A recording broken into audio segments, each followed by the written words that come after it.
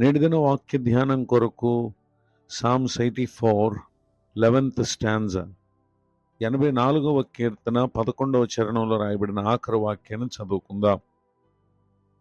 యథార్థముగా ప్రవర్తించు వారికి ఆయన ఏ మేలును చేయక మానడు. చదవబడిన ఈ వాక్య భాగంలోని దీవెన నా ప్రియులకు మీరందరూ పొందుదురుగాక. వాక్య ధ్యానం కొరకై ప్రార్థన. ప్రేమ కలిగిన మా తండ్రి, మీ వందనాలు.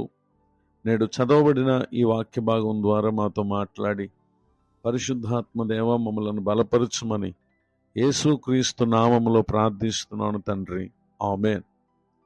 చదవబడిన ఈ వాక్య భాగంలో ప్రభువైన యేసుక్రీస్తు వారు ఆయన అందరికీ మేలు చేసేటటువంటి దేవుడు. మానవులమైనటువంటి మన జీవితాలలో జరుగు ప్రతి కార్యములో ఆయనే ప్రతి కార్యమును చేసేటటువంటి దేవుడై ఉన్నారు.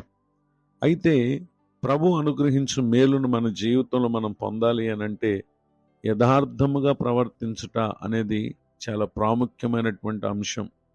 యథార్థత అనగా నిజాయితీగా ఉండాలి.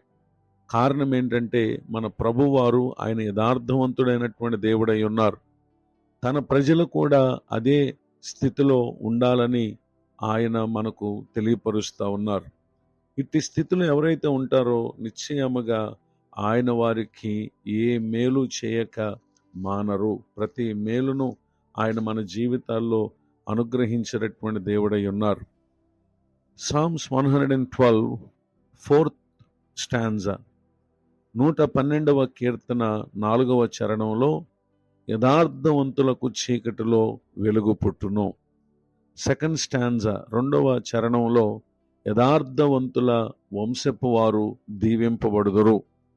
నిజాయితీగా ఉంటేనే ఇటు దీవెనలు ఏ ఒక్కరైనా తమ జీవితంలో పొందగలరు అనేటటువంటి విషయాన్ని దేవుని యొక్క వాక్యం మనకు తెలియపరుస్తూ ఉంది.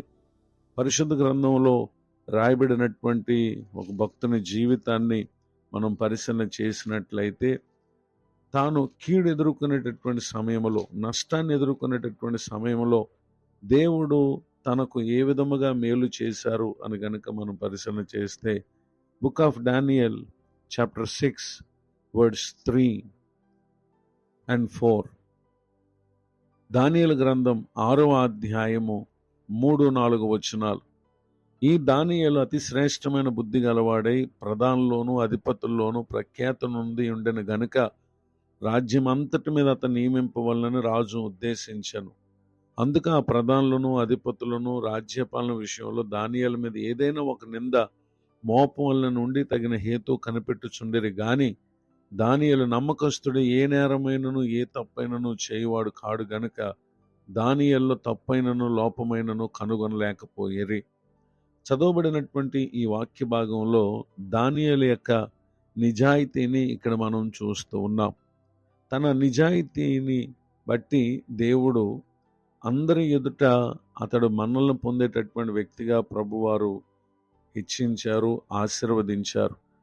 అయితే ఇంకా ఏదైనా విషయంలో అతని మీద నింద మోపాలని చెప్పి వారు తలంచి దేవుని విషయంలోనే కానీ ఏ విషయముందో అతనిలో లోపమును మనం కనుగొనలేమని వారు తలంచి దైవిక విషయాల్లో అనగా దానియేలు భక్తి జీవితానికి ఆటంకం కలుగు చేయాలని చూశారు. కానీ అతను ఎంతమాత్రం కూడా ప్రభువు సన్నిధిలో ప్రార్థించటను, ఆయనను స్తుతించటను విడిచిపెట్టలేదు.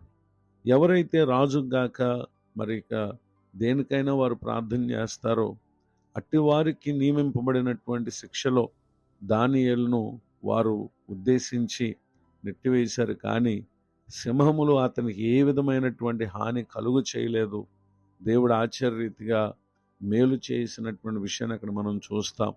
అయితే ఈ విషయాన్ని బట్టి దానియేలును గూర్చి రాజు అంటున్నాడు కదా, చాప్టర్ 6 వర్డ్స్ 27, 6వ అధ్యాయం 27వ వచనంలో ఆయన విడిపించువాడును రక్షించువాడునై ఉండి పరమందును భూమి మీదను సూచక్రియలను ఆశ్చర్యక్రియలను చేయువాడు, ఆయనే సింహముల నోటు నుండి దానియేలును రక్షించను అని అతను రాయించటాన్ని ఇక్కడ మనం గమనించగలం.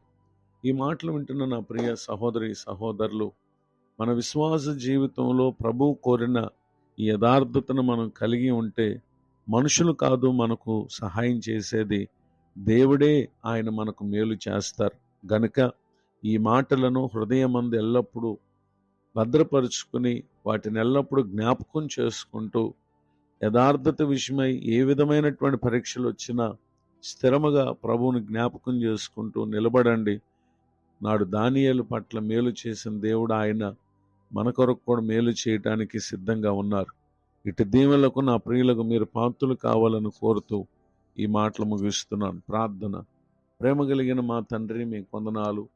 నేడు విన్న ఈ మాటల ద్వారా మా ప్రియులను మమ్ములను మీరు బలపరిచినందుకు స్తోత్రం. దైవజనులను, వారి కుటుంబాన్ని, సేవా పరిచయం దీవించండి. కృంగిన వారిని, దుఃఖితులను, వేదనలో ఉన్నవారిని ఆదరించండి. మరి ఒక నూతన సంవత్సర దయాకిరీటాన్ని దినం పొందిన మా ప్రియులను దీవించండి. ఏ ప్రయత్నములు అయితే నీ బిడ్డలు ఉన్నారో వాటిని యేసు క్రీస్తు నామమున తండ్రి మీరు సఫలపరచుదురుగాక. కృపాక్షేమలతో నింపి నడిపించమని యేసు క్రీస్తునాలు ప్రార్థిస్తున్నాను తండ్రి. ఆమేన్. తండ్రి, కుమార, పరిశుద్ధాత్మ దేవుడు తోడే నడిపించునుగాక. ఆమేన్.